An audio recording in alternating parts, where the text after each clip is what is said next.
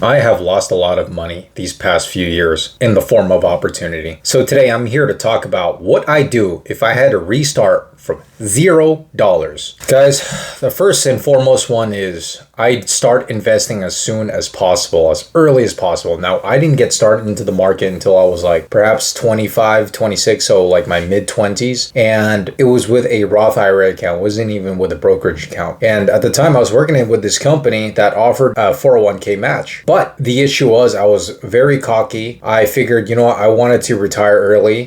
This 401k stuff is for chumps. I'm confident with how I can invest my money. But I didn't think about a few things. Number one, well, the first being that they matched. It's basically free money, okay? And then number two, it's more hands off. That doesn't mean I can't just work on stuff on my own. And then number three is the power of compounding. Now, I had underestimated it at the time. Had I been contributing and would that match? And plus at the time, I didn't even think about the pre-tax contributions I'd be making. Oh man, I would be in a very different place right now. Something I didn't understand was the word net worth. And I didn't know that also included your retirement accounts. I figured, hey, you're only a millionaire if you have $1 million in your bank liquid. I didn't consider that included your 401k. So had I started, let's say, even when I was in my young 20s, oh man, I'd be worth multiple six figures right now. So for you youngsters out there that are luckily in your 20s or even 30s, go ahead and open up a retirement account, a brokerage account, or even a Roth IRA. The point is you need to get started. Also, guys, if you haven't noticed, these glasses are broken, but they're working quite well. So number two on my list of what I do if I had to restart from zero is I'd be very more careful with who I'm hanging out with. So my friends at the time when I was young, when you're young, you care about your looks, you care about your appearance. But at the time there was this movement going on about the hype beast movement. So I was with basically friends that were wearing all these super high-end branded clothes back when it was very popular to do. And understand, when you're in your young 20s, you're not making a lot of money. These guys were willing to spend a few $100s on a hoodie, almost $100 t-shirts, and a few $100s worth in shoes. Of course, I'm very frugal ever since the beginning, but some of that energy, I want to say, influences you, because I even bought some of these hype beast clothing as well. So nobody's immune. You're slowly going to be like them. I remember reading a quote that said, "Show me your friends and then I'll show you your future." And that pretty much just gave me the answers that I needed. There was a lot of incongruency between our personalities. Like I was more into saving money so I can build a better future, investing it into projects, but a lot of them, they were very short-sighted. They cared a lot how people viewed them. They'd wear these clothes and then wear it, take photos, and then post it on social media. I wasn't like that. At least not to that extreme where I was just hyper obsessing, editing photos. Oh, look at me, I'm wearing this, $200 Supreme hoodie, whatever. So it's just a waste of money, guys. Don't fall into that trap. Number three, guys.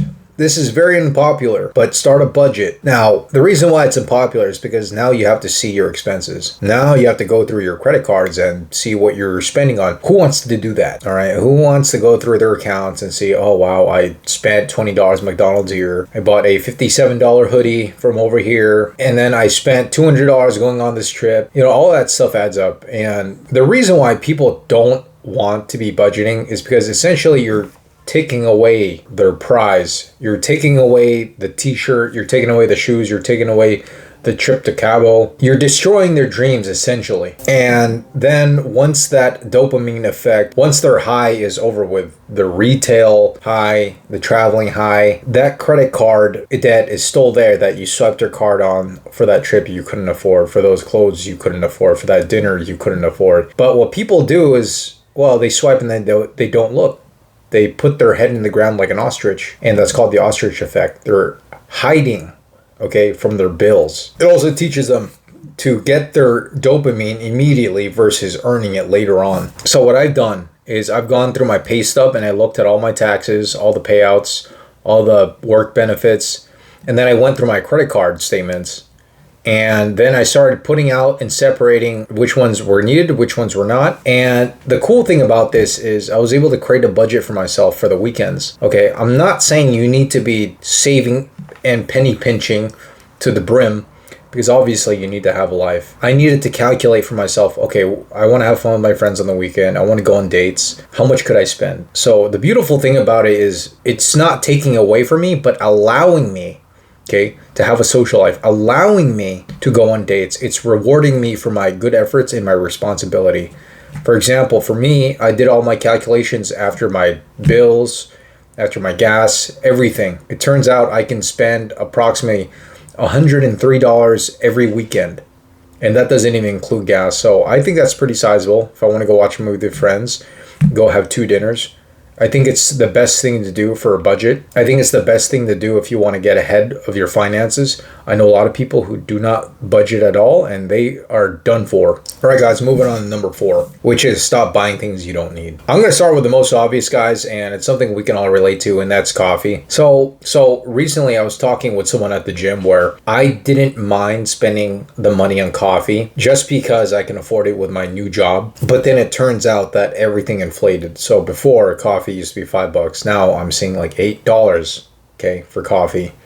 And part of my job, I get to travel, so I like to try different coffee places. But you have to understand, if you get a coffee every day of the work week, that's $25 at the end of the week, right? Now, with coffee being $8, okay, this isn't even when you tip, okay? I'll get 3 coffees in a week, and that's already $24. How different is that from the 25? So it's like, what is even the point of getting coffee? So now I just reduce my coffee, or I just make it at home, and it saves me a ton of money. Next thing to stop spending your money on is food. Of course, aside from the dates and all, but I know so many people, and if you're young, you're probably guilty of this, but you probably eat a lot of DoorDash. Those DoorDash fees are not cheap. Look, if you're gonna go ahead and order food, pick it up, okay? At least bare minimum, okay? Middle of the week, if you really don't want to cook, just go pick up the food. You're gonna save money that way. I know it sucks having to get into your car. It makes you think what people did 15 years ago when they got hungry in the middle of the week and didn't feel like cooking. It's not like they got in their car and then drove through a drive-through. Also understand, when you're buying food with increased prices, the quality has not really improved at all. For example, with the rise in the McDonald's foods, I've been eating there like sporadically, and I've noticed the quality has not increased, but yet the prices have increased. I barely see the dollar menu there now, ever since they passed that minimum wage bill for fast food workers. Okay, and then the recent increase in gasoline prices, it's increased a lot of the logistic costs for a lot of these companies. So all these companies are forced to raise their prices, but yielding the same quality of food. So I don't know about you guys, but the way my personality works is I think about ROI, return on investment. If I'm going to give you a certain amount of money, I expect the highest value in return. But if I have to give you more money and I'm getting the same return, I just think that's inefficient. And I'm not going to want to continue doing this. Moving on to the next. Guys, stop buying clothes. Okay, you pretty much have enough clothes in your closet, especially here in America. You're always being advertised, oh, buy this, buy that. And you probably weren't even planning to buy those clothes. Anyway, my point is, clothes can actually last you a long time. And as you get older, personally for me, I don't really care about the brands anymore. I don't care about paying that high price. I'm just looking for a good deal for something that looks decent and that's going to last me a long time.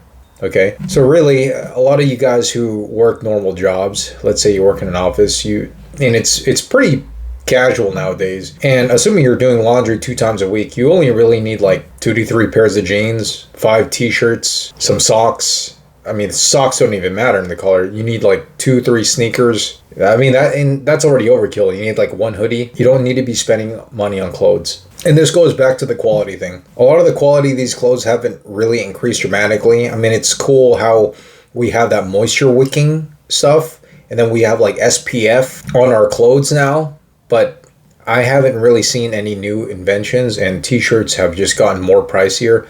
I don't think it's worth it, guys. And you have to understand, if you want to look good, it's really more so in fitness, not so much your clothes, guys.